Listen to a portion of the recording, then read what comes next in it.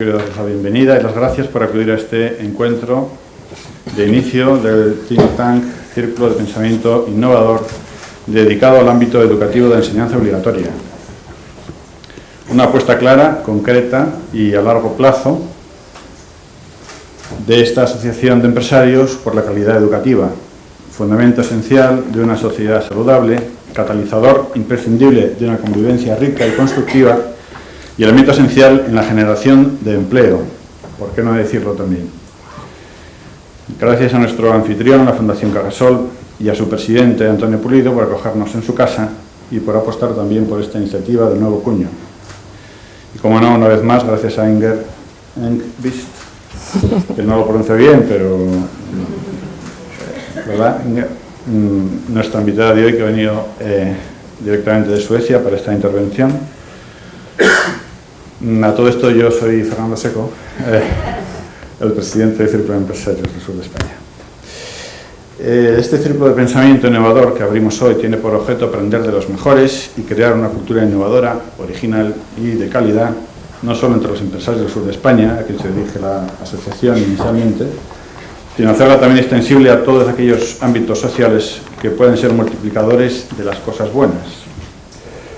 Y este think tank se dirigirá particularmente al mundo de los que deciden en el ámbito educativo. Los profesores, maestros, sois el eslabón de la cadena imprescindible entre los chicos, sus familias y la sociedad. Con esta iniciativa querríamos crear un foro de confianza y de ideas entre todos los profesionales de la educación, ya estéis en la escuela pública, en la concertada o en la privada. Un foro que sea foco de iniciativas con las que mejorar vuestras capacidades y las de vuestros alumnos. Que podamos llevarnos algo positivo a nuestra casa y a nuestra escuela después de cada sesión. Un foro que sea libre, como se dice habitualmente, una bocanada de aire fresco, pero de verdad. Y me gustaría que supierais que CESUR, el Círculo de Empresarios, va a estar a vuestro lado y quiere apostar decididamente por los profesores. Porque el futuro de nuestra sociedad depende en gran parte de cada uno de vosotros. En este empeño están también la obra social de la Caixa, como veis, la Fundación Cajasol, a quienes agradezco sinceramente su colaboración y apoyo. Vendrán muchos más, estoy seguro. También queremos poco a poco presentar informes de calidad en materia de innovación educativa, y con el tiempo también encargar informes fiables para presentar y defender ante la Administración aquellas mejoras en los modelos educativos de enseñanza media y formación profesional que realmente faciliten y mejoren la educación integral de los chicos, con el único objetivo de hacer mujeres y hombres de provecho, como decía mi abuela, y creo que es una cosa. Bien, se preguntarán qué hace un círculo de empresarios dedicando tiempo y esfuerzo a esto. Pues es muy sencillo. En España sabemos, de los últimos años, todo el mundo habla de que la educación, hay que cuidar la educación, hay que mejorar la educación es fundamental, es el futuro de la sociedad, y por lo menos en nuestro ámbito, en el ámbito de asociaciones empresariales, luego no hemos visto ninguna acción concreta y práctica en ese sentido. Todos son buenas intenciones, estudios y palabras. Nosotros, que efectivamente creemos que la educación es lo más importante y el futuro de nuestra sociedad, hemos decidido que todo nuestro esfuerzo de responsabilidad social vaya dirigido a este ámbito. Y por eso creamos este think tank, que se llama Círculo de Pensamiento Innovador, y por eso seguiremos con él y estaremos con vosotros. El Círculo de Empresarios, doy una pincelada brevísima, es una asociación de empresarios, altos directivos, sin ánimo de lucro. Llevamos un año en funcionamiento, es privada, es independiente, nace libre, nos financiamos de las cuotas de los socios y está integrada fundamentalmente por andaluces, también algún extremeño, por eso se llama Sur de España, que tienen por delante la responsabilidad de llevar a sus empresas e instituciones al mayor escalón de la excelencia posible en los próximos 20 años. Es decir, se trata de una nueva generación que quiere ser un firme revulsivo para mejorar la imagen y el papel del empresario, así como el tejido económico y social del sur de España. Yo, con estas palabras, creo que ya os hacéis un poquito cargo, o era mi intención, que supierais que era el Círculo de Empresarios y por qué lo hacemos. Y yo paso la palabra a Patricia García Mahmoud, que moderará este coloquio. Muchas gracias.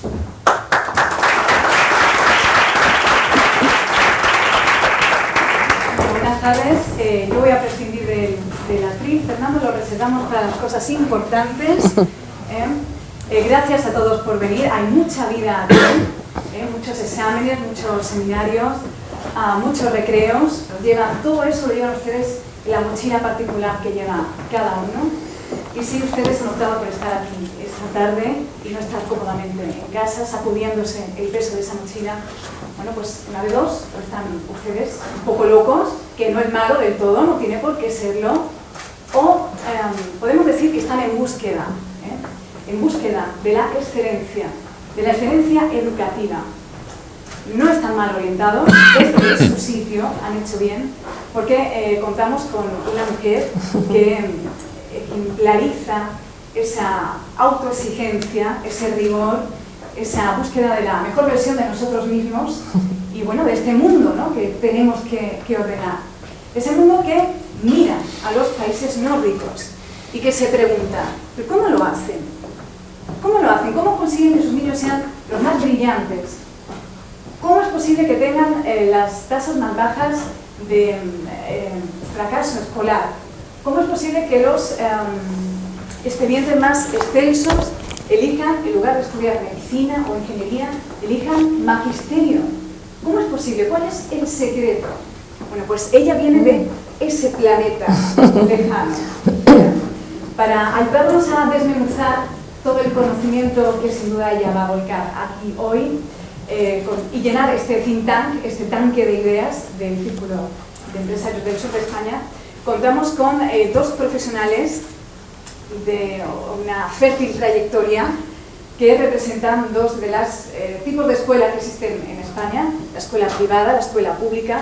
También estaba contemplada, por supuesto, la escuela concertada, pero por un problema familiar de última hora tienen ustedes que disculpar la ausencia de nuestro tercer invitado.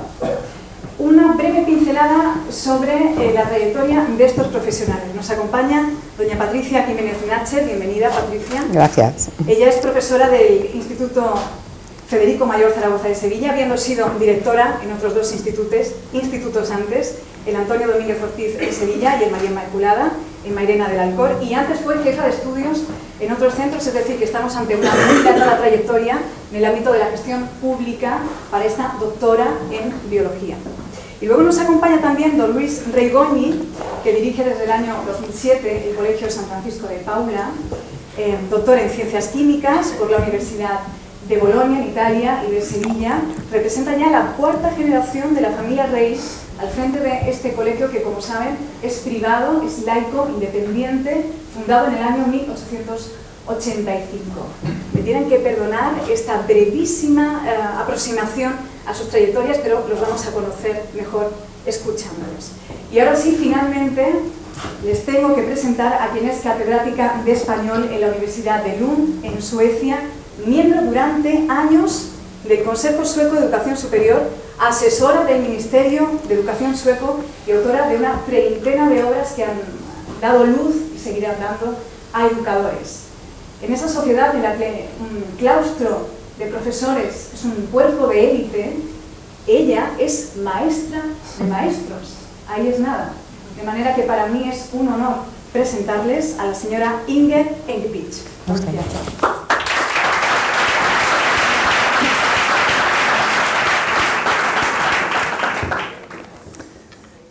Es un gran placer y un honor estar aquí y hablar ante tantas personas interesadas por la educación.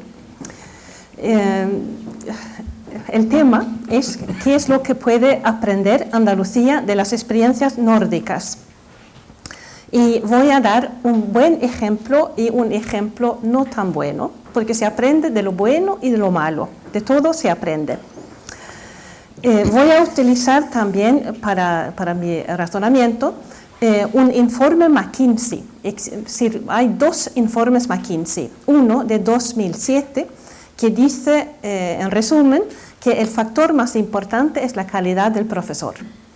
El segundo informe McKinsey de 2010 compara los países o las regiones que han mejorado más que otros en PISA. Así que se basa en PISA, estudia los que han mejorado más que otros, tanto los que han mejorado desde un nivel bajo como los que han mejorado desde un nivel alto. Y intentan ver en qué consiste la capacidad de mejorar su resultado. Y antes de volver al McKinsey, quisiera comentar dos cosas que he oído por ahí, porque claro, no soy experto de Andalucía, acabo de aterrizar. Pero he oído muchas veces que, bueno, hay una excusa por no brillar más en PISA, porque aquí hace tanto calor. Uno no puede estudiar con tanto calor. Bueno, PISA muestra que en Hong Kong y en Singapur pues, sí pueden estudiar y hace tanto calor en esos países como en Andalucía, posiblemente más. Así que es un argumento no válido. También me dicen por aquí que Andalucía tiene la excusa de que hace 2 generaciones había todavía analfabetos en Andalucía. No es excusa. En Singapur y en Hong Kong también había analfabetos y ellos lograron elevarse. Así que no, ni calor ni otras excusas, sino entender cómo lo hicieron, por ejemplo, allí, pero yo voy a hablar más de Finlandia y de Suecia. Bueno, ese McKinsey número 2, ¿qué dice? ¿Qué es lo importante? Dice que lo importante es identificar a las personas que pueden convertirse en buenos profesores, atraerlos a la profesión y formarlos bien. Así que atraer a las personas idóneas, yo diría inteligentes, también personas extrovertidas y con una pasión por la educación. Pero atraer a los mejores, seleccionar a los mejores. Eso es número 1. Número 2, es algo que llaman transparencia en el informe. Es tener datos. Para decir si uno ha mejorado, uno tiene que saber cómo fue antes. Hay que tener datos. Y esos datos pueden ser notas, pueden ser exámenes nacionales, pero hay que tener datos. Pero en los datos hay 2 tipos de datos, como saben todos los profesores. Hay datos que son más o menos diagnósticos o que sirven para las autoridades y otros datos que son como las notas en los exámenes que tienen un efecto de mejorar el esfuerzo de los alumnos. Entonces, lo que se necesita sobre todo es los datos que sirven como estímulo para que trabajen más los alumnos y que trabajen más los profesores. Esos son los datos que son importantes. Y el tercer punto lo llama el informe recompensar a los profesores que hacen un esfuerzo extra. En algunos países les dan un salario mensual extra o hay diferentes maneras de hacerlo. Y sobre todo en los niveles bajos es muy importante dar una recompensa muy clara y decir eso de antemano, decir a los profesores, si ustedes hacen ese esfuerzo, nosotros les vamos a recompensar. Yo añadiría algo que no dice el informe y es que hay que recompensar también a los alumnos. Si ellos hacen un esfuerzo, algo tienen que obtener. Aunque sea una buena nota o algo. Así que elegir a los mejores datos y recompensar. Y establecen, estoy todavía en ese informe McKinsey, establecen 4 niveles cuando miran a los países y regiones que han mejorado: defectuoso, aceptable, bueno y muy bueno. Y para el país es importante que los colegios mejoren, sea del nivel que sean. Y dicen también que Para las autoridades o los jefes, los directores del colegio, uno debe utilizar métodos diferentes. Si el colegio está de bajo nivel o si el sistema está de bajo nivel, lo que hace falta es control. Decirles a los profesores, ustedes deben dar la clase de este modo, usar este material y le vamos a controlar con esta prueba. Duro, pero así es. Para los mejores hay que dejarlos en paz, porque ellos son tan buenos y saben mejor que otros qué hacer. Así que hay que saber dónde estamos para elegir bien una posible intervención. Y vamos a ver dentro de un rato dónde está Finlandia y dónde está Suecia en todo esto. Y antes de empezar con la escuela en los dos países, quiero dar algunos datos de la historia, de lo que tienen en común y lo que separan a los dos países, que vienen a ser un poco como países probeta. Así que no solamente hablo de esos países porque los conozco, sino que resultan ejemplos muy claros para decir qué método pedagógico sirve mejor que otro método. Es una casualidad que yo venga de esa región. Voy a hablar de la escuela obligatoria y que de los 7 a los 16 años en nuestros países. La escuela es obligatoria, es gratuita, es muy necesaria, es todo lo que tienen también otros países. Es fundamentalmente pública, casi totalmente en Finlandia y ha sido casi totalmente pública en Suecia hasta más o menos 1991, cuando se abrió la posibilidad de crear escuelas que serían más bien escuelas concertadas, pero son quizá más escuelas públicas, con algún detalle de concertadas. Bien, la diferencia histórica. Bueno, Finlandia era una región de Suecia hasta 1809, cuando Suecia perdió una tercera parte de su territorio en una guerra contra Rusia. Son siempre los rusos los malos en Suecia, en Finlandia también, así que sabemos quién es el enemigo. Rusia pasó a ser un protectorado ruso, Finlandia pasó a ser un protectorado ruso hasta la Revolución rusa, soviética. Entonces Lenin dejó que se independizaran pensando que iban a votar a por él, a que se iban a acercar, pero no lo hicieron. Hubo una guerra civil, así que empieza en el siglo XX con una guerra civil.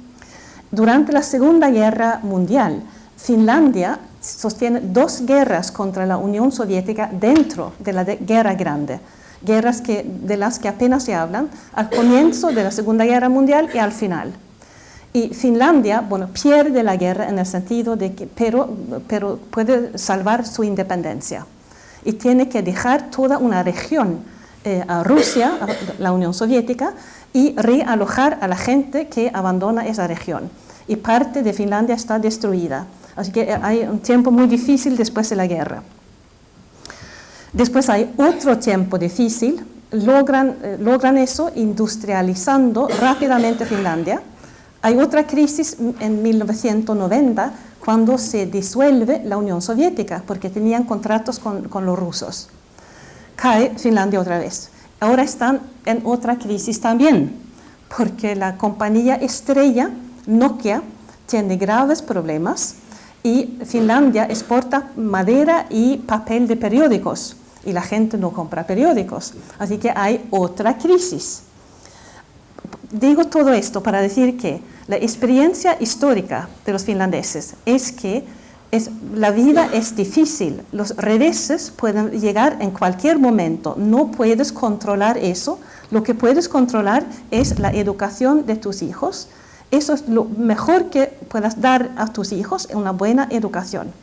Por eso son solidarios con los profesores, con el sistema escolar y además tienen una actitud de seriedad en cuanto al trabajo. Eso es Finlandia. Suecia. Suecia ha gozado de 200 años de paz. Es un país fuera del común en Europa en ese sentido, porque nuestra última guerra fue la misma. En 1809 tuvimos una guerra contra los rusos y Suecia perdió. El siglo XIX fue industrialización, democratización. Siglo XX nos fue bien a los suecos y no participamos ni en la Primera ni en la Segunda Guerra Mundial. Así que después de la guerra, cuando Europa estaba en ruinas, Suecia no, y tuvimos una ventaja ahí. La mayoría otro dato importante para entender el resto es que ha habido un gobierno socialdemócrata muy estable en Suecia, desde los años 30 hasta los años 90 más o menos, con una pequeña interrupción, para decirlo de algún modo, pero así que cuando estoy hablando ahora de las reformas, son reformas socialdemócratas. Esto fue tan así que durante mucho tiempo los suecos decimos el gobierno, porque el gobierno siempre era el mismo, y dijimos la oposición, porque la oposición siempre era la misma también. Esto ya no es así. Pero el gobierno quiso utilizar la educación para cambiar la sociedad, para introducir más igualdad social en un país que ya era bastante igual, para empezar, por las razones históricas. Así que voy a contar los diferentes pasos. Pero cuando empieza esa historia, cuando empieza el drama, la actitud en Suecia podría ser que todo es fácil, todo se arregla, hay dinero para todo, no hay problema. Si no hacemos esto ahora, lo hacemos otro día. Esto fue un cambio, esto no es la actitud tradicional, pero fue algo que se introdujo con el estado del bienestar y con la idea de que se puede cambiar la sociedad, en primer lugar, a través de la escuela. La escuela fue como el centro de las ambiciones de cambio, pero no el único centro, uno de los centros. No voy a decir exactamente lo mismo a propósito de Finlandia como a propósito de Suecia. Primero, porque lo más importante con Finlandia es la situación después del año 2000 y con los informes PISA. Y voy a hablar de Suecia de los años 50, 60, etc., porque acabo de terminar el manuscrito de un libro que se va a publicar pronto en Suecia sobre las reformas escolares de los años 60, 70 y 80 y las personas detrás de ellas. Lo que he hecho, he leído las leyes, he leído textos de leyes, así que no interpreto nada, sino simplemente digo qué dicen las leyes en esa situación. Y les voy a dar algunos ejemplos. Bueno, Finlandia en 2000 de pronto se encontró como estrella de PISA. Y dijeron los finlandeses que, no sabíamos eso, somos los primeros a sentirnos asombrados. Eso se puede interpretar como la típica modestia finlandesa, pero tenía una semilla de verdad, porque los finlandeses no habían hecho ninguna reforma, no habían hecho nada. Es lo que dijeron, no seguimos ningún método, dijeron. Un poco ingenuos quizá. ¿Y por qué? Bueno, tiene que ver con lo que acabo de explicar sobre la historia finlandesa. Los políticos habían estado tan ocupados con las crisis económicas y políticas que habían dejado trabajar a la educación sin intervenir. Eso probablemente es la verdadera explicación. Ni pedagogos universitarios ni políticos, sino esto fue llevado por profesores y que modernizaron lentamente la educación, pero sin cambios bruscos. Y más o menos en el año 2000, ¿cómo es la educación finlandesa? Primero, tienen ahora, eso es reciente, un año preescolar, porque antes empezaron solían empezar a los 7 años de edad, así que bastante tarde en realidad. Ahora hay un año preescolar y el contenido del año preescolar es acostumbrar a los niños a ser alumnos, a quedarse sentados en su silla el tiempo que haga falta, a dirigirse al profesor o la profesora de manera cortés, al contestar de manera cortés, a no molestar a sus compañeros, a tener sus pertenencias ordenadas. Eso es lo práctico, pero también acostumbrarse a un mundo de lectura, mejorar su vocabulario y además aprendieron a tener trato con una profesora que era una persona culta, que ese es uno de los elementos principales, que los profesores finlandeses son cultos y también los profesores de primaria y de preescolar.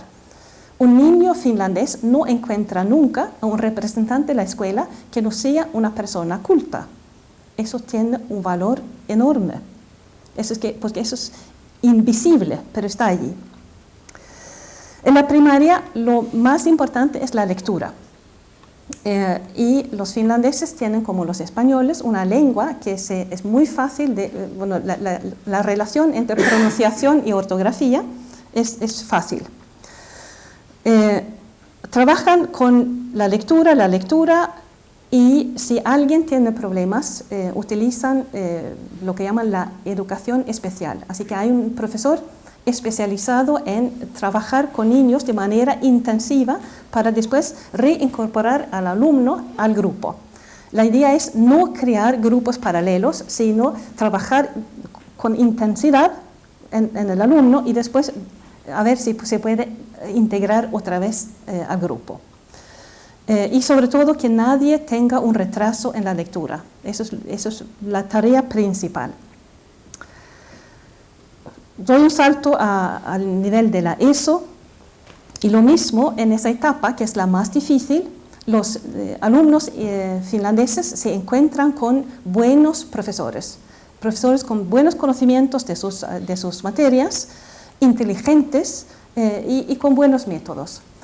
Yo insistiría en eso de inteligente, porque no oigo nunca que se hable de un profesor inteligente, pero es muy importante.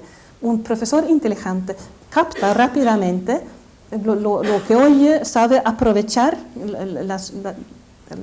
lo que dicen los alumnos, sabe cuando hay que insistir, cuando hay que cambiar de enfoque. Son profesores inteligentes y además relajados y que están a gusto en su papel de profesores.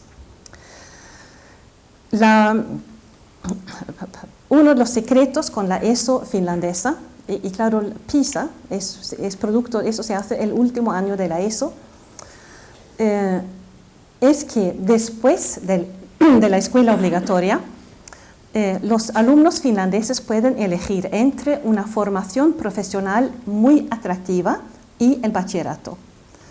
Y voy a insistir en lo de la formación profesional, que puede ser el cuidado de los yates, puede ser el cuidado de los caballos, de los perros, puede ser diseño de diferente tipo, diseño de ropa o diseño de internet o diseño de o cosas con los medios de comunicación. Así que profesiones modernas, atractivas, que casi tienen un carácter de ocio, pero uno puede vivir con esas profesiones. Y un 40% de los alumnos finlandeses eligen formación profesional. Eso es algo muy importante, porque eso primero se forman y la sociedad tiene acceso a personas con ese tipo de formación. Además, les da esperanza. Durante los años difíciles de eso, cuando dicen, oh, no quiero más, y se quejan en casa, y todo va mal, el profesor y también los padres pueden decir, aguanta, un año más y vas a poder elegir la carrera de formación profesional que te guste. Un año más. Ánimo, hijo. Eso es muy importante. Y los que eligen lo de bachillerato saben que, aunque ellos tengan, vamos a poner 13 o 14 años, que si quieren ir al instituto de bachillerato más atractivo, tienen que tener buenas notas. Y saben, si tienen 13 o 14 años y quieren seguir estudiando en la universidad, saben que Finlandia tiene selección para entrar. Y si uno quiere, yo conozco por ejemplo italiano en Helsinki, hay 20 plazas por año y si tú eres 21 no entras. Así que es que esto no es negociable. Esto lo saben los alumnos de la ESO. Y saben que si yo quiero elegir mi carrera más tarde, dentro de 5 años, yo tengo que empezar a ponerme las pilas ya ahora. Esto es así que los finlandeses tienen una escuela única, comprensiva, en el sentido de que todos van al mismo colegio, pero tienen esos dos estímulos para aguantar o para hacer lo mejor durante esos años. Y después hay una flexibilidad dentro de la clase. Después voy a mencionar también el bachillerato y la formación docente, porque tiene que ver con eso. En el bachillerato tienen que estudiar unos cuantos cursos y obtienen notas, pero también tienen una reválida y para tener un certificado de bachillerato tienen que examinarse en 4 asignaturas: finés, sueco, inglés y matemáticas. Y pueden ser matemáticas cortas o largas. Hay variantes, pero no las voy a mencionar. Es decir, que lo normal son 3 lenguas y matemáticas, es decir, instrumentos de pensamiento. Después, si alguien quiere ser ingeniero, estudiará física y química. Si alguien quiere ser profesor de latín, estudiará latín y tomará también la reválida de francés o italiano. Así que uno puede ir añadiendo según la orientación de cada alumno. Después, además, así que hay exámenes nacionales, pero también se dan facilidades, porque el alumno puede presentarse a un examen el segundo y no el tercer año de bachillerato si prefiere, y puede volver a hacer un examen que no salió tan bien como quisiera. Así que hay control, hay exámenes, pero también hay facilidades para cumplir las dos cosas. Y para ser docente, ¿cómo reclutan a los docentes? Primero, y seguramente lo han oído, las regiones son diferentes, pero puede haber 10 solicitantes para una plaza en la formación docente. ¿Y cómo elegir? El problema de los finlandeses es elegir. Bueno, primero mandan sus notas del bachillerato y el resultado de la reválida. Y hay una primera selección. Después los seleccionados hacen una prueba también nacional para entrar a la formación docente, de comprensión lectora y matemáticas, así que pensamiento lógico y comprensión de texto. Hay una nueva selección y de vez en cuando hay un ensayo, pero siempre hay una entrevista al final.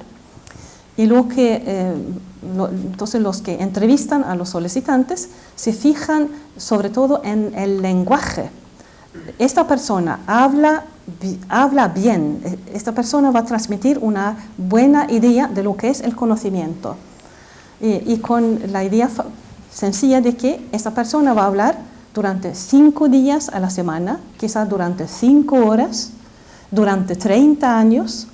Es decir, que aunque sea un poco mejor en su manejo de la lengua, eso tiene una influencia muy, muy grande en el nivel de conocimientos del país. Así que en la entrevista es un poco para ser, es una persona que representa la cultura y que transmite la cultura a través de la manera de hablar. Y estas son después forman a esos profesores durante 5 años y después empiezan a trabajar. Y algo que no se dice muchas veces es que, claro, hay un contenido en la formación docente, pero por lo menos en el papel es bastante similar a los cursos que se dan en otros países. Para mí, yo tengo que lo más importante es que esos jóvenes tan seleccionados pasan 5 años con otros jóvenes tan seleccionados. Así que es un sueño para ellos entrar a la formación docente. Es que tienen compañeros para hablar de cualquier cosa, de sus lecturas, de sus preocupaciones. Es un ambiente más o menos como el que se crea en las formaciones artísticas en otros países. Un joven músico que entra al conservatorio se siente, estoy en el cielo, esto es el no va más, y se siente muy especial. Los finlandeses logran dar esa idea a sus futuros profesores. Terminan con una tesina de máster, que es obligatorio escribir una tesina de máster, y tienen la particularidad, por lo menos lo que yo he mirado, de ser muy prácticas. Por ejemplo, un profesor vamos a poner de inglés, puede estudiar el uso del verbo auxiliar do, y puede mirar en un artículo ya escrito sobre un experimento y puede después replicar ese experimento y comparar cómo le va al nuevo profesor. Sí, yo hice también esto y así me salió. Y me salió peor, mejor, ¿por qué? ¿Qué es lo que debo cambiar? Así que es un mini experimento práctico con algo que pueda aplicar el profesor en el aula inmediatamente. Tan sencillo y funciona bien. Así que si miramos lo que hacen los finlandeses y pensamos en los criterios del segundo informe McKinsey, estamos de vuelta en el segundo informe McKinsey. Bueno, el primer punto era la selección de los profesores. Segundo punto era la transparencia. No tienen examen después de la escuela obligatoria, pero tienen examen después del bachillerato. Así que hay bastante transparencia. Y remuneración, los profesores finlandeses tienen un salario aceptable, no muy alto, pero como dijo alguien, nadie se hace profesor por el salario, pero tampoco nadie deja de ser profesor por el salario. Así que es un salario aceptable, aceptable. Es decir, que si comparamos a los 4 grupos, es un país, si es defectuoso, aceptable, bueno, muy bueno. Los finlandeses claramente están en la franja de muy buenos y las autoridades dejan bastante libertad a los profesores porque saben que son buenos. Ellos mismos saben que son buenos, las autoridades saben que son buenos, los padres saben que son buenos y después de PISA cualquier padre sabe que son buenos. ¿Quién se mete con un profesor finlandés? Y así, si hay un problema en clase y el alumno viene y se queja a su padre, pero la maestra o la profesora dijo esto y lo otro, es posible que los padres llamen a la profesora antes de creer a su hijo, un poco para tener otra visión adulta del incidente antes de proceder. Bueno, fácil. He oído la fórmula española de bueno, bonito y barato. Eso es bueno, es bonito y es más barato que el sistema sueco que voy a describir ahora. Así que hay puntos a favor de este sistema. Y lo triste para un sueco es decir que eso es la típica educación sueca. Es como es lo que yo he conocido cuando yo estudié, es lo que existía cuando yo empecé a trabajar como profesora, pero ahora ha cambiado. Porque como comenté, Suecia estaba en un nivel económico muy bueno, por ahí los años 1960-70. Junto con los Estados Unidos, Suecia tenía un nivel socioeconómico entre los mejores del mundo y teníamos una educación entre los mejores del mundo, aunque entonces no se hacían comparaciones del mismo modo, pero por diferentes indicios. Pero las autoridades decidieron hacer experimentos ¿Y qué hicieron? Un suspiro. La idea era que una sociedad bastante igualitaria debía ser más igualitaria todavía. Y el primer paso fue eso de cambiar la escuela en una escuela única y comprensiva, en el sentido de que los alumnos con diferentes talentos debían estar en el mismo grupo y estudiar en la misma aula.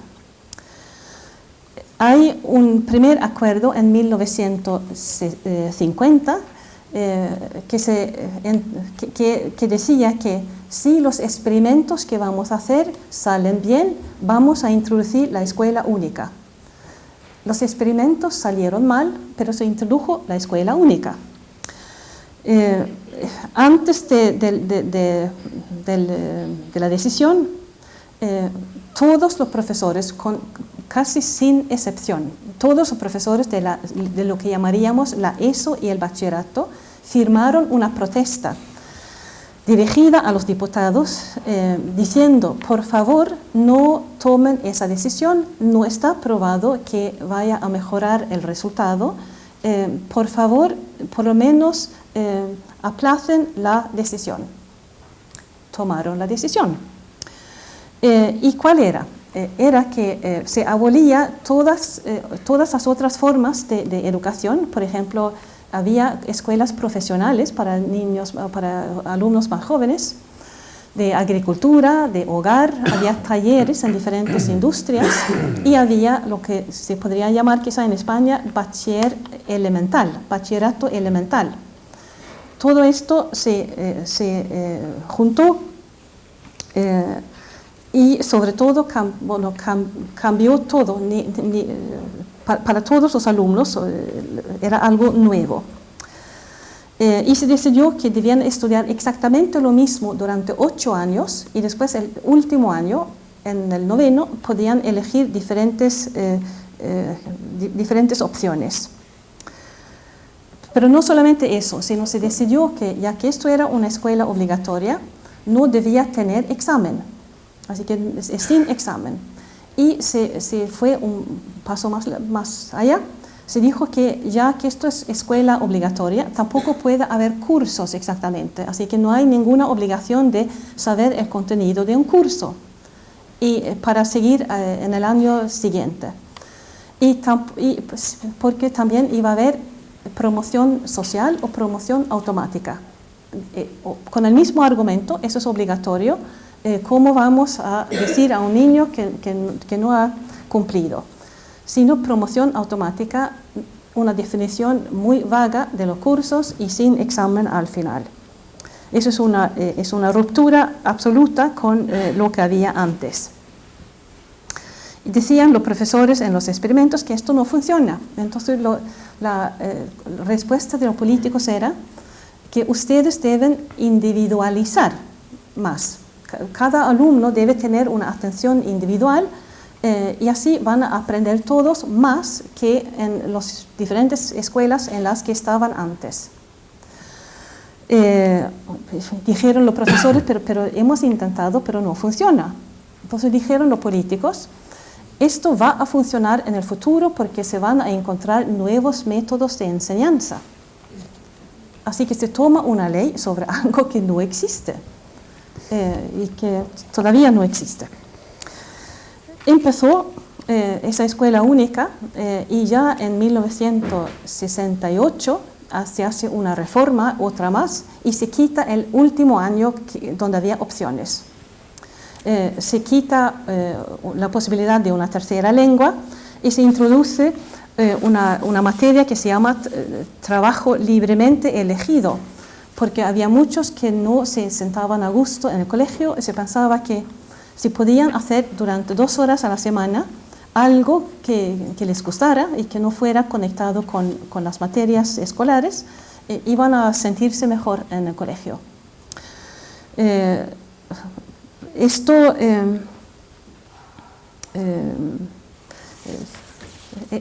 Esto fue acompañado por un prólogo, esa ley, que decía más o menos que el ser es un ser libre, que busca conocimientos, que el alumno debe encontrar sus conocimientos él mismo, el profesor debe ser un facilitador, solamente ayudar, y el profesor debe colaborar con las casas. Así que había una serie de propuestas para que cambiara de conducta el profesor, pero propuestas bastante desligadas del aprendizaje. Así que empieza a ser muy psicológico todo.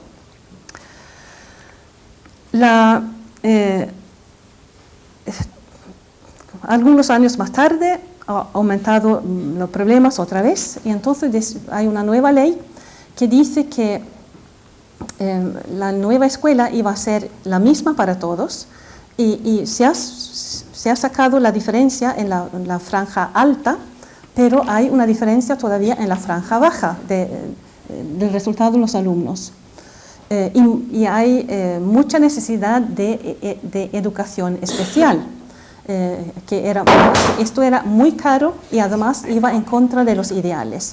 Así que se decide que a partir de 1975 toda la educación especial se va a hacer dentro del aula. Así que en el aula donde trabajan los demás alumnos van a estar también los alumnos que tienen problemas de conducta, problemas de aprendizaje y también problemas como ceguera y sordera, si puede ser. ¿Y qué va a hacer el profesor? Bueno, se dice que el profesor va a tener el asesoramiento de los expertos en educación y va a atender a todos esos alumnos a la vez, porque tiene la obligación de individualizar. Y dicen los profesores, pero ya hemos dicho que esto no funciona. Entonces dicen los políticos, seguramente si ustedes se esfuerzan más, encontrarán un modo de hacerlo. Ahora, y los profesores también, se organizan los profesores en equipos, y no equipos por materia, sino equipos compuestos por todos los adultos que tienen conexión con el mismo grupo de alumnos. Así que es un tipo de colectivización del profesor.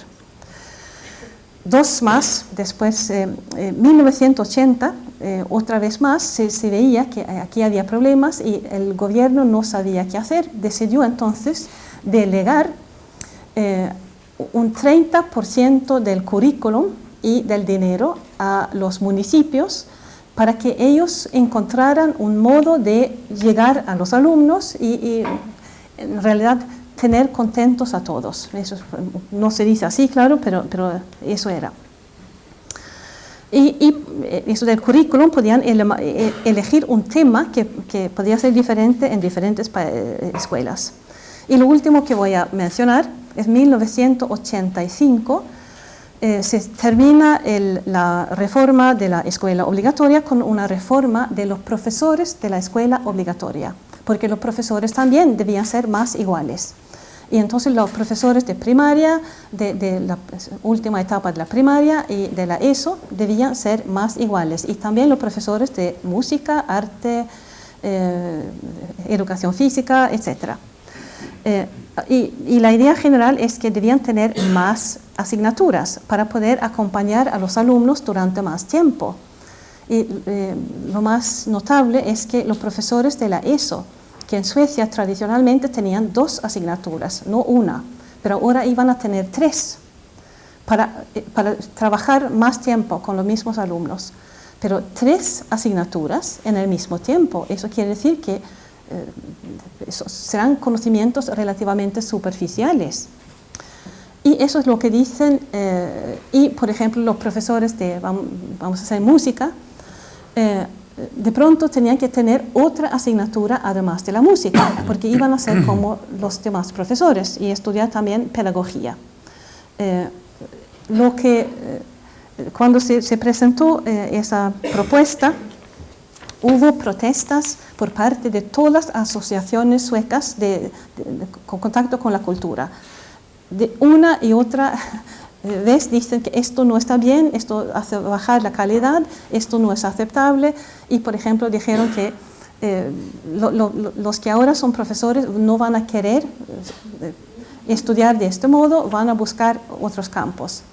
Por ejemplo, los profesores con interés por su asignatura teórica decidieron que no iban a ser profesores de la ESO, sino querían ser profesores de bachillerato.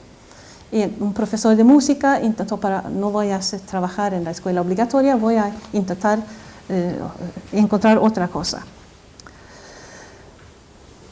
Así que después vienen otros cambios. Lo que quiero decir es que lo que yo he visto en mi estudio,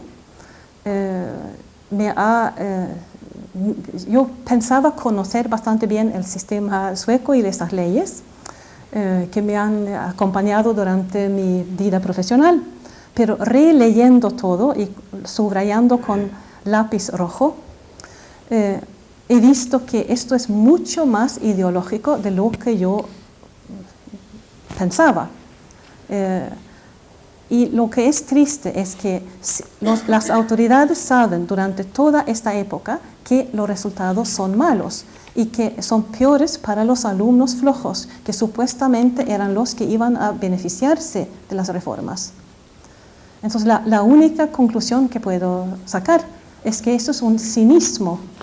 Es un cinismo, es una falta de respeto por la realidad, es una falta de respeto por los alumnos, que es como para llorar como madre, padre, como profesor y como ciudadano. Y esto ha sido financiado con el dinero de los contribuyentes. La escuela sueca cuesta 4 veces más cuando termina ese periodo de cambios de lo que costaba antes de empezar. 4 veces más han invertido los contribuyentes y ese es el resultado.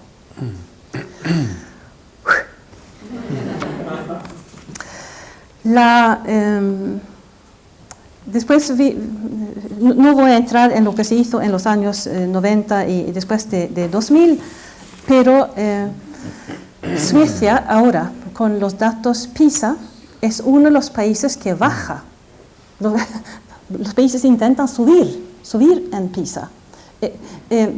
Algunos observadores no notan lo que ha sucedido porque Suecia sigue entre los países buenos, pero se ha bajado desde un nivel muy alto, ha bajado y desde mi manera de ver, con la historia que tenemos, con la inversión que hemos hecho y con la plataforma de la que salimos, es un escándalo, aunque no se vea, si uno solamente mira, cae dentro de lo normal, de algún modo, pero no es normal que haya sucedido esto. Si miramos con los criterios de McKinsey II, ya no se elige a los más idóneos. Eso sí, eso era el caso hasta el comienzo de los años 70. Como dije, uno tenía que tener 2 asignaturas en las asignaturas teóricas, por ejemplo, para ser profesor de, vamos a poner, alemán y inglés. Uno tenía que estudiar primero 4 años de alemán e inglés y después 1 año de pedagogía.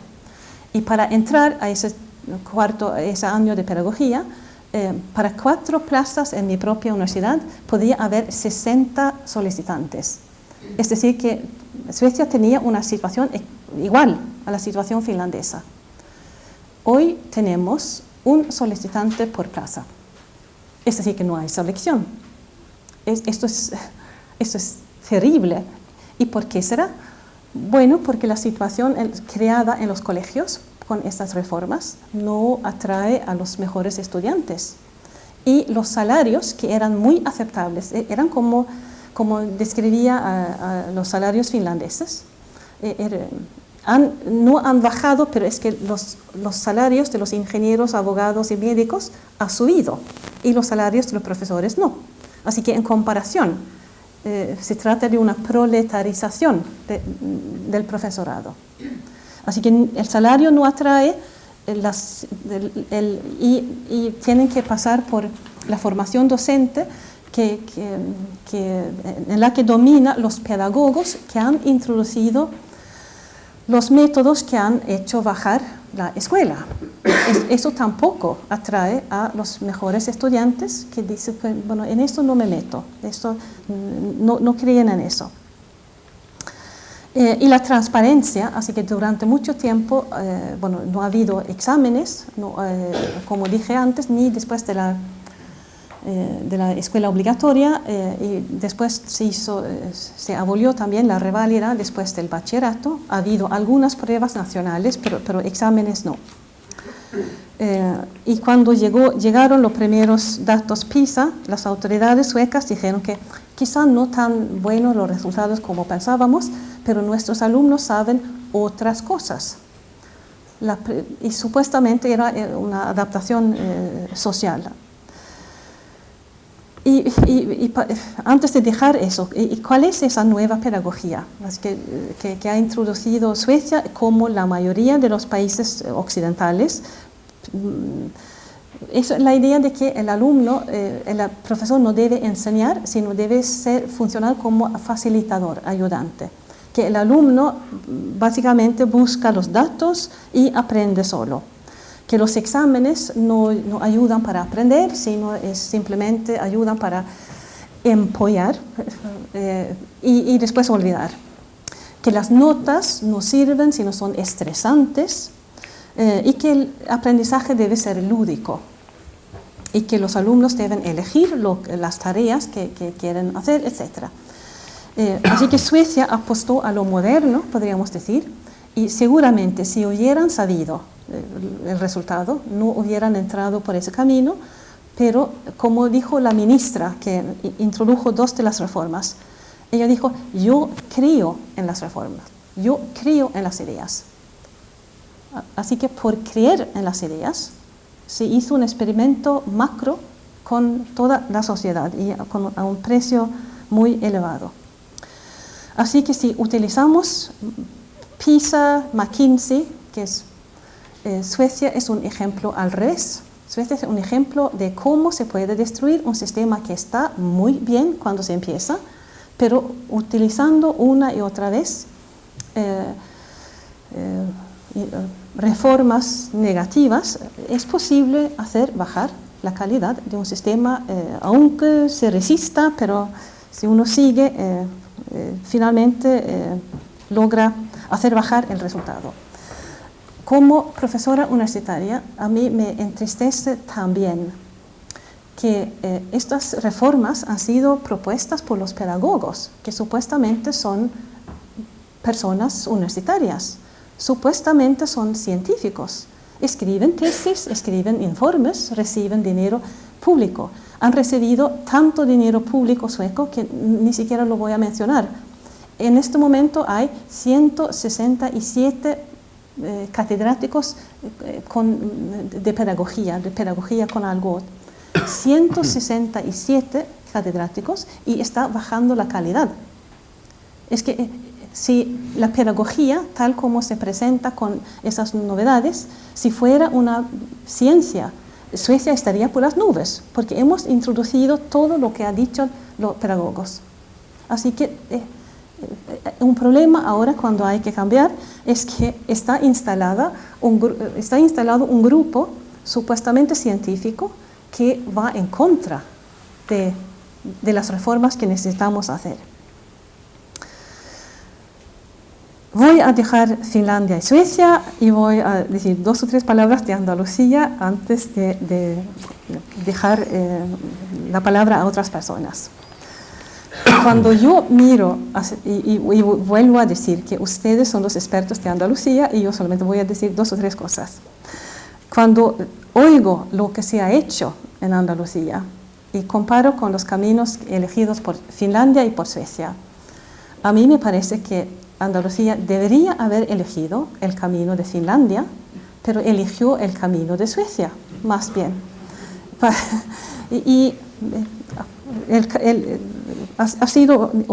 Les ha ido un poco como a nosotros.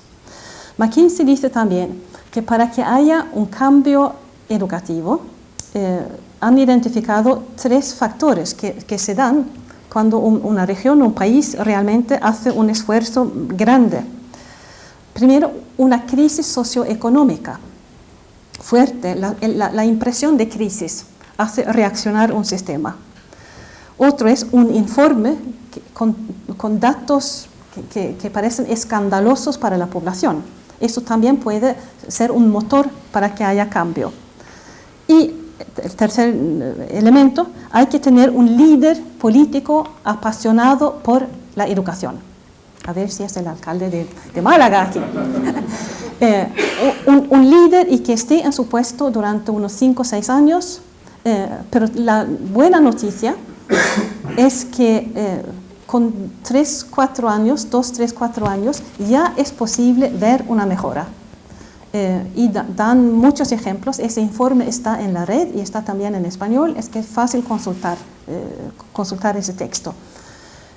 Así que hay que crear una idea de que crisis y que vamos a trabajar en común y vamos a salir adelante y vamos a dedicar nuestra energía a cambiar la situación. Y después utilizar las 4 categorías para trabajar de manera diferente con los colegios que están en diferente nivel. Y entonces, ¿cuál es la lección de Finlandia? Bueno, la lección de Finlandia es que es importante el esfuerzo del alumno. Los alumnos estudian. Y curiosamente, eso muestra que en un sistema de estudio, si estudian los estudiantes, sacan buenos resultados en los estudios. Así que hay algo evidente, sí, en todo esto. Los buenos profesores,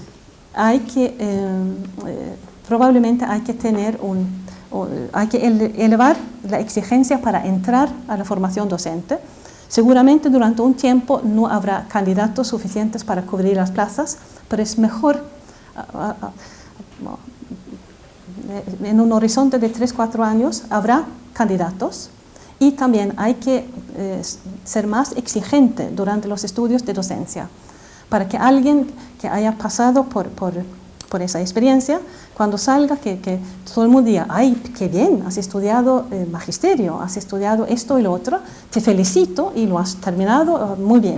Así que debe convertirse en algo que realmente merece respeto.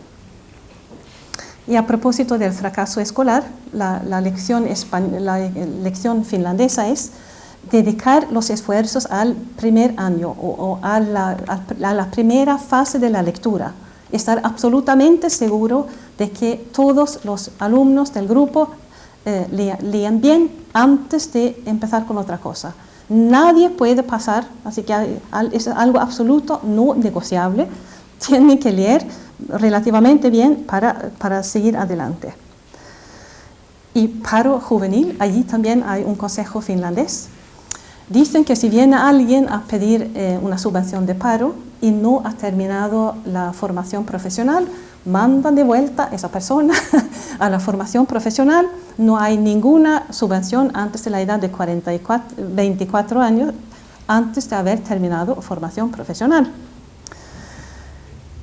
Y de Suecia, bueno, la lección es que no se trata únicamente de dinero, no es dinero, sino los problemas es la pedagogía que se instala. No lo he mencionado, pero tampoco es la digitalización. Suecia y Finlandia son países avanzados en ese sentido, pero no es usar mucho el ordenador en la clase, en el aprendizaje, pero es tener presente el ordenador y animar a los alumnos a usarlo, pero no necesariamente tenerlo en la mesa delante del alumno. Así que exigencia con los profesores, exigencia con los alumnos. Y ahora voy a terminar con 2 cosas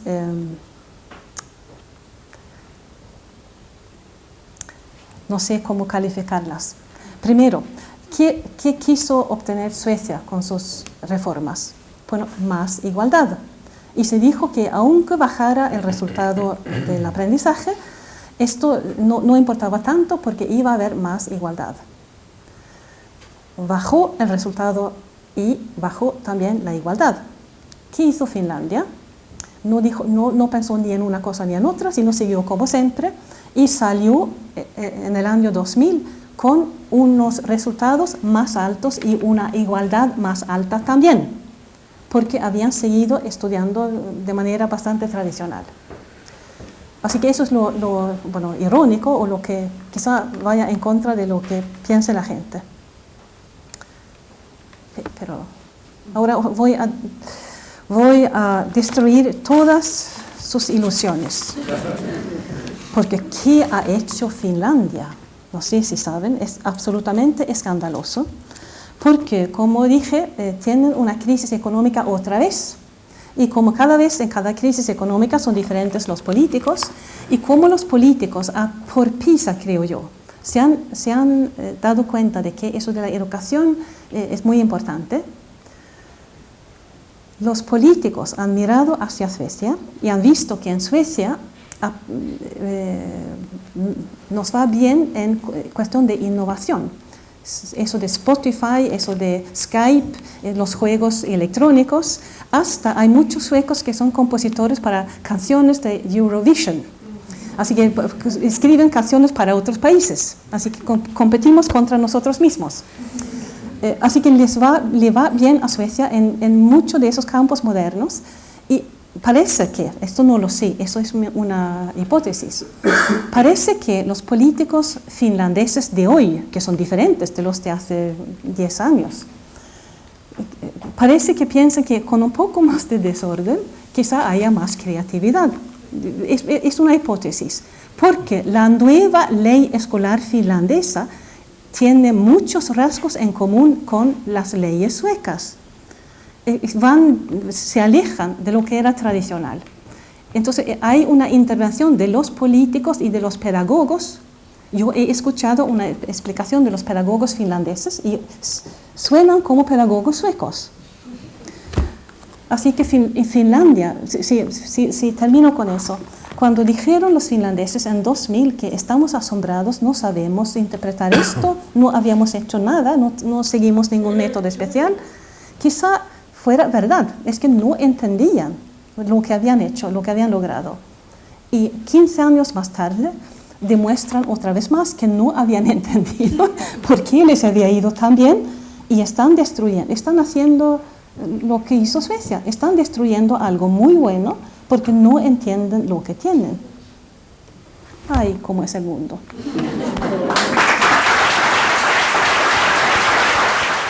Si tuvieras que quitar a alguien del entorno educativo, ¿qué quitabas? ¿La política o a los pedagogos? Es que es la misma cosa. Sí, porque los pedagogos tienen la influencia que tienen porque están apoyados por los políticos. Así que es la misma cosa. Es que es curioso que por lo menos dentro del sistema público, pues aunque es común a la enseñanza concertada y a la enseñanza privada, pues es curioso observar que cada vez más directores, inspectores y otros cargos de mayor relevancia, pues van siendo personas del mundo de la pedagogía. Y es curioso lo que estabas comentando en ese aspecto, que por un lado, pues yo creo que es un elemento muy positivo porque conocen perfectamente el mundo, pero después de lo que me has dicho, pues me has dejado así un poco preocupada. Yo diría que sería muy bueno que tuvieran un grado, un doctorado, por ejemplo, o un grado en alguna materia escolar, que supieran bien qué es estudiar, qué es lo que uno aprende, cuál es el esfuerzo, etc. Pero por las dificultades por las que atraviesa la pedagogía como campo científico, yo creo que esa experiencia no sirve del mismo modo, que hay que tener cuidado. Adelante, Luis, le esperamos. Hombre, yo casi que por poner un poco de humor diría que tengo una noticia buena y una mala. La buena es que en España, primero una corrección, no soy director desde el año 2007, soy director desde el 97. ¿Y cómo no me lo ha dicho antes? Porque no me interrumpí. Ejerciendo su libertad de... Con lo cual, lo lamento mucho, pero no soy tan joven. Esa es otra de las malas. Disculpe. La buena es que lo que McKinsey ha dicho ya en el siglo XXI, en España lo tenemos dicho desde 1970. Sistemáticamente, todas las leyes de educación que ha habido en España en los últimos 45 años, empezando por la Ley General de Educación de Villar Palasí de 1970, todas, sin excepción, han dicho que la clave del sistema educativo es la formación del profesorado. Así que por ahí vamos bien. La mala es que nadie le ha hecho caso nunca. Y hay pruebas que lo demuestran. En 1970 se implanta con la Ley General de Educación el CAP, el Certificado de Aptitud Pedagógica, y hacen falta 39 años, varias reformas y leyes orgánicas de educación para pasar del CAP al Máster de Educación Secundaria. O sea que la clave del sistema educativo, cuando el sistema educativo ha ido teniendo los problemas que ha ido teniendo, nadie la ha tocado y de ella nadie se ha preocupado. Con lo cual voy a esa fórmula mágica de McKinsey también sobre lo que hace falta para llegar a un cambio educativo, y es una crisis más un informe más un líder que se preocupe de la educación. Y no dicho por mí, sino dicho por una de las políticas más relevantes que hemos tenido en esta ciudad en los últimos muchos años, que es Amalia Gómez, que fue secretaria de Estado de Asuntos Sociales, catedrática de instituto, luego sabía del tema. En una ocasión le pregunté que cómo era posible que hubiera pasado eso en España, y me contestó, y era en un acto público, con lo cual me permito repetirlo, me contestó: Luis, no he conocido ningún presidente, y dijo, ninguno, lo dijo 3 veces, que se tome en serio la educación. Con lo cual, la verdad es que la cosa pinta nada más que regular. ¿Hay alguna pregunta, igual que ha hecho su colega, que le nazca después de escuchar a Inger?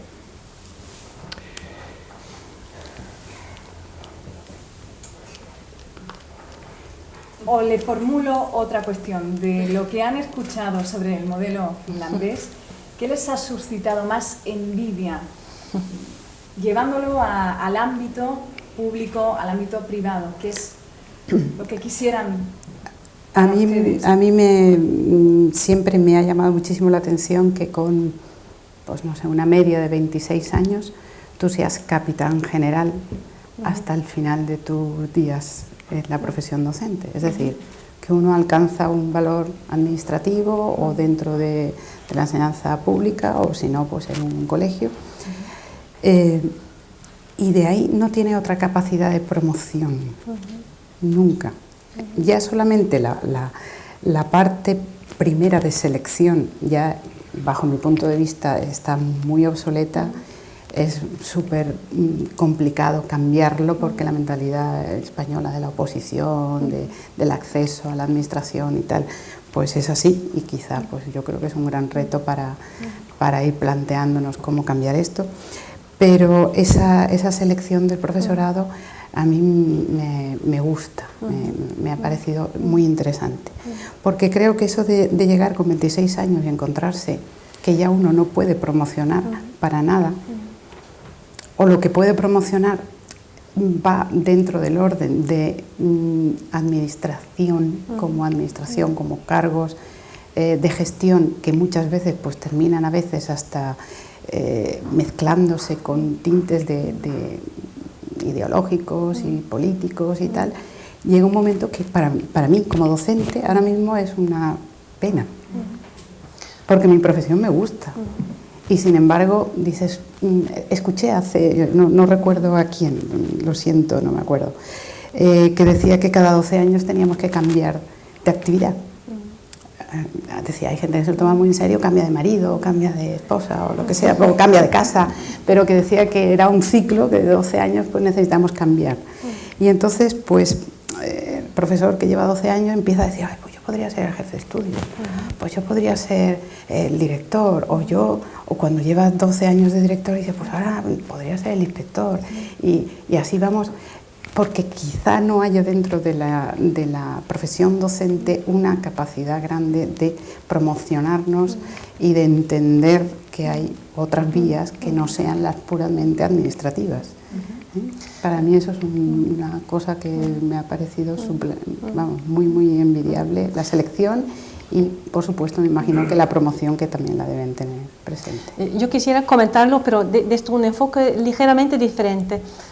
Primero, en Finlandia, los profesores tienen tanta fama en otras áreas y entre las empresas, que las empresas reclutan a un profesor porque piensan que es alguien inteligente, que sabe estudiar y además tiene ciertos dones de liderazgo. Mira, eso cómo debe ser. No es que deban desaparecer de la educación, pero deberían recibir ofertas. Eso me parece muy bien. Por lo que he oído, por otro lado, precisamente en Finlandia, hablan un poco menos de ese problema y yo creo que porque están muy bien. Los profesores están bien en su aula y pueden desarrollarse y se sienten relajados y un poco en control de su aula. Yo sé que hay en educación hay también otra corriente que dice que más bien los profesores deben colaborar, deben visitarse, deben aprender el uno del otro. Eso también está bien, pero creo que, y además algo que saben los profesores es que si tienen buenos compañeros de trabajo, eso es un estímulo muy fuerte. Me siento identificado con mis compañeros, puedo hablar con ellos, se crea un ambiente culto que a mí me gusta, puedo pensar esto de volver en el mejor de los casos, eso de volver a ver a los colegas y quizá volver a ver a los alumnos, eso es un estímulo para ir al trabajo. Y eso suena quizá demasiado idealista, pero puedo decir que lo he vivido durante muchos años. Yendo en bicicleta al trabajo, pero con una sonrisa en los labios, porque me gustaba. Yo sí que tengo una pregunta y un comentario. La pregunta es, durante todo este proceso aparentemente tan desastroso que ha seguido Suecia durante 50 años, ¿qué esfuerzo se ha hecho, si es que se ha hecho alguno, en formación del profesorado a la hora de aplicar todas esas nuevas regulaciones?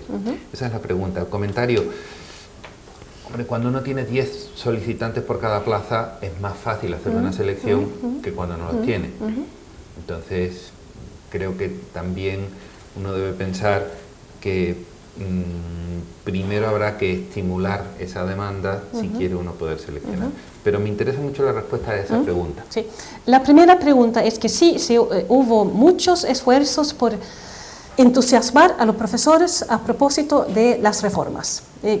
Ha habido formación continua durante todo este tiempo, pero casi siempre sobre las reformas, no sobre las materias del profesor.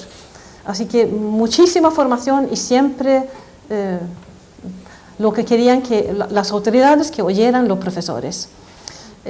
Lo otro que era... ¿Cómo estimular la demanda? ¿Cómo estimular la demanda? Primero hay que estimular la demanda para poder seleccionar. Y el ejemplo más interesante es lo que se ha hecho por ejemplo, en Gran Bretaña, que han trabajado mucho y de manera muy enfocada con mejorar el reclutamiento. Lo más llamativo es que hicieron hace unos 10 años una campaña publicitaria normal y corriente, con carteles por todas partes y spots en televisión, diciendo que tú puedes ser muy importante en la vida de un joven. ¿Quieres tú ser su mentor? ¿Quieres tú enriquecerte a ti mismo y servir a la sociedad? Ese tipo de mensajes. Y al mismo tiempo abrieron las posibilidades, los caminos para ser profesor, para atraer, por ejemplo, a un abogado, un ingeniero que se había cansado un poco de su trabajo.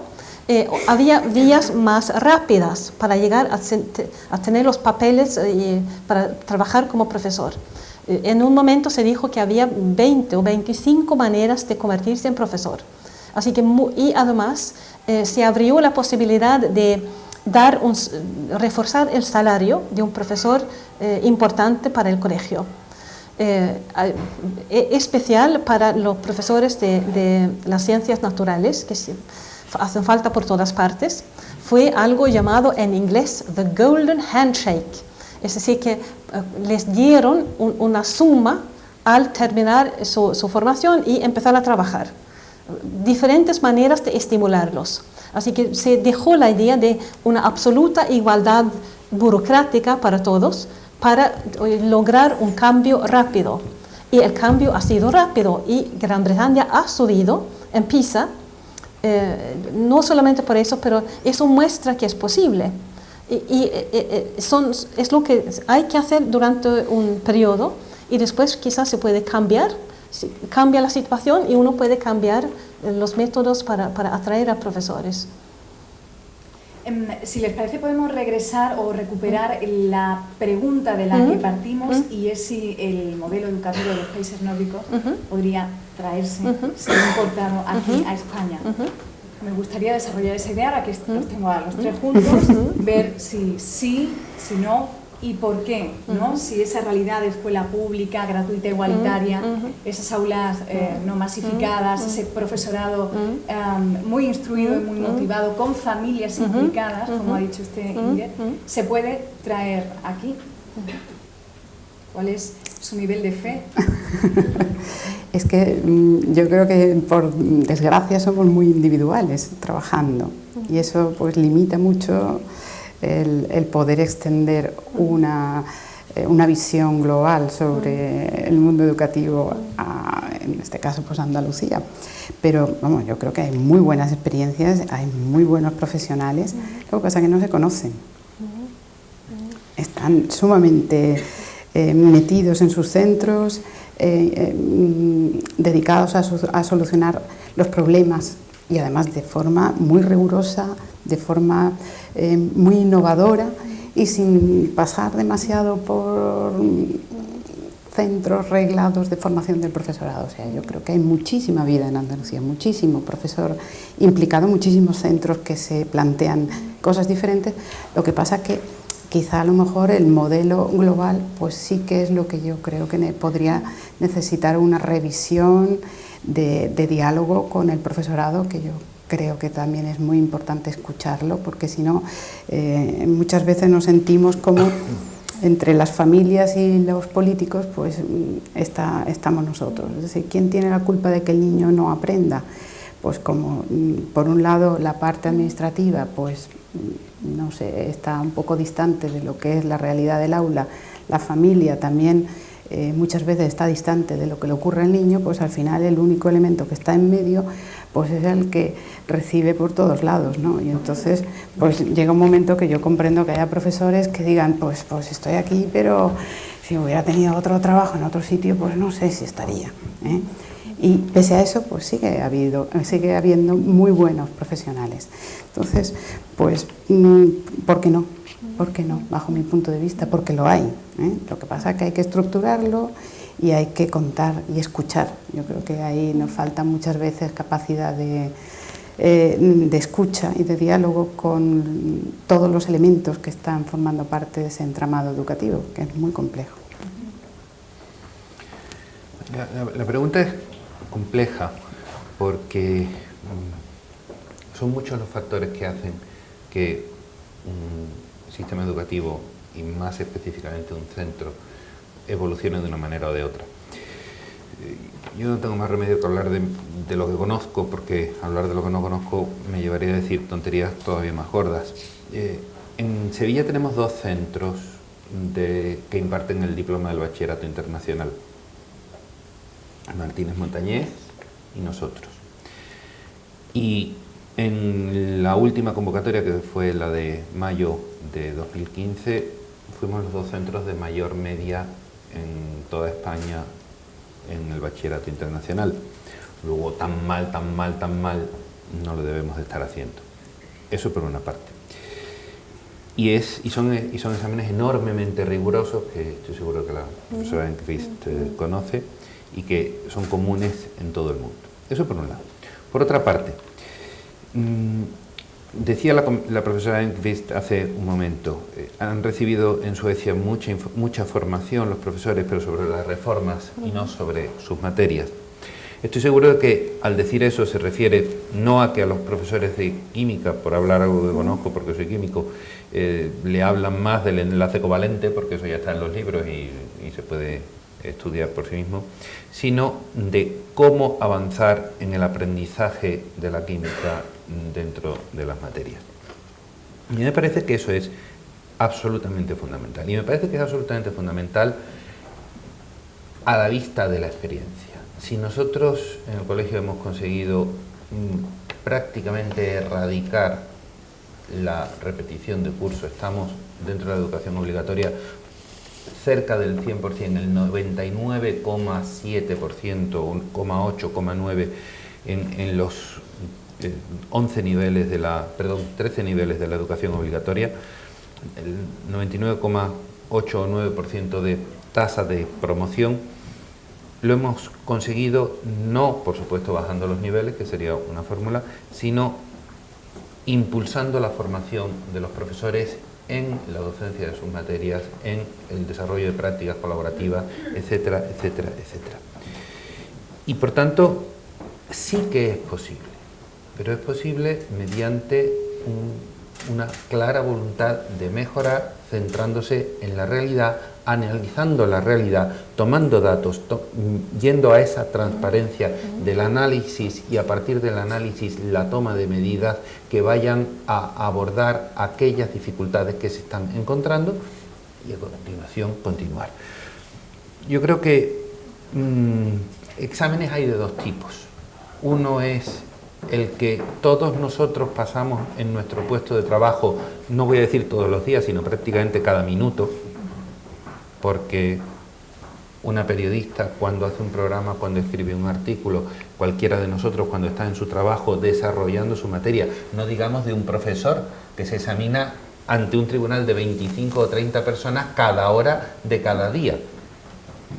Ese es un tipo de examen, un tipo de análisis que permite avanzar. Luego están los exámenes memorísticos. Yo no voy a decir que sean inútiles, lo que sí creo es que no son la única cosa que hay, porque si fuera la única cosa que hay, nosotros la seguiríamos haciendo a lo largo de nuestras vidas. No creo que las personas llegue un momento en que ya estén formadas, como a lo mejor sí pasaba y todo eso con matices hace 150 años, sino que debemos ir actualizando nuestra preparación, formándonos de manera permanente en un mundo de un cambio cada vez más acelerado y en el que no podemos olvidar que si uno tiene 40 y tantos años y lleva 20 y tantos en la educación, hace 20 y tantos que salió del último examen y está preparando a chicos que van a incorporarse a la vida profesional dentro de otros 15. Esos 40, 35, 40 años de desfase exigen una formación permanente y una actualización continua de los profesores, porque si no, simplemente empezamos a hablar de un mundo que ya no existe. Hablando de datos, y se ha mencionado aquí largamente, está el informe PISA, que es la herramienta que nos hemos dado. Decía la profesora que efectivamente y sin ninguna duda hay enormes profesionales, ¿no?, desarrollando la tarea educativa. Lo que ocurre es que eso a día de hoy no se está reflejando en los datos del informe PISA referidos al menos a la sociedad española, ¿no? Entonces quería saber su opinión sobre esta herramienta, si es un baremo válido para ustedes. Ha habido algunas críticas de PISA, pero yo creo que es un poco por no querer entender lo que puede hacer y lo que no puede hacer. Primero, intentan analizar los logros de los alumnos justo cuando dejan la educación obligatoria, para que sea una situación igual en diferentes países. Y para que sea igual, eligen las matemáticas y eligen las ciencias naturales y eligen la comprensión lectora. Pero es una comprensión lectora un poco artificial, porque en la comprensión lectora normal utilizamos elementos culturales que hemos aprendido por todas partes. Pero para que sea igual en todos los países, intentan que no haya demasiada importancia en los conocimientos previos, sino en ese sentido es un poco artificial.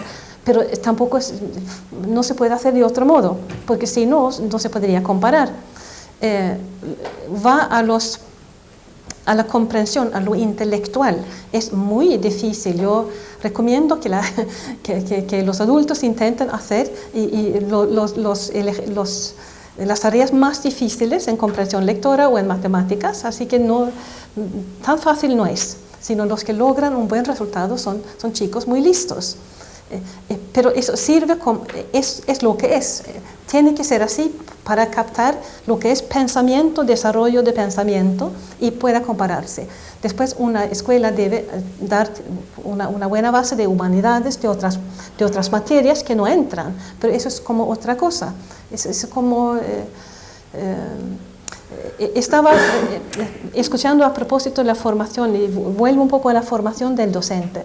Lo que se hizo en Suecia fue únicamente una formación en las leyes, no en las materias, porque cuando se hacen reformas positivas se hace exactamente eso, se junta a los profesores de una materia y de un año, por ejemplo, y los profesores comparan cómo hacen pequeños experimentos, ven que esa manera de trabajar da resultados un poco mejores.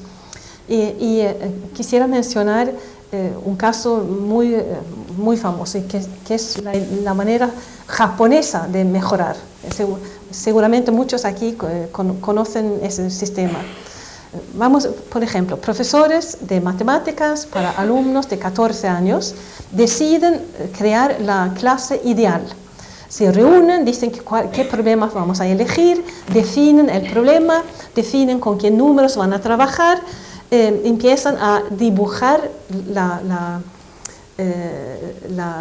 clase, deciden que vamos a dedicar 3 minutos a presentar el problema, 2 minutos y medio vamos a esto, aquí vamos a dejar una pausa para que piensen, tales 4 minutos, etc. Con exactitud lo que deben hacer y por qué. Se preguntan los unos a los otros, ¿por qué vamos a hacer esto? También discuten cómo disponer la pizarra. Aquí vamos a poner esto, después vamos a poner lo otro, aquí vamos a utilizar rojo, aquí vamos a utilizar verde y al final vamos a hacer algo que nos indique si han aprendido o no aprendido los alumnos.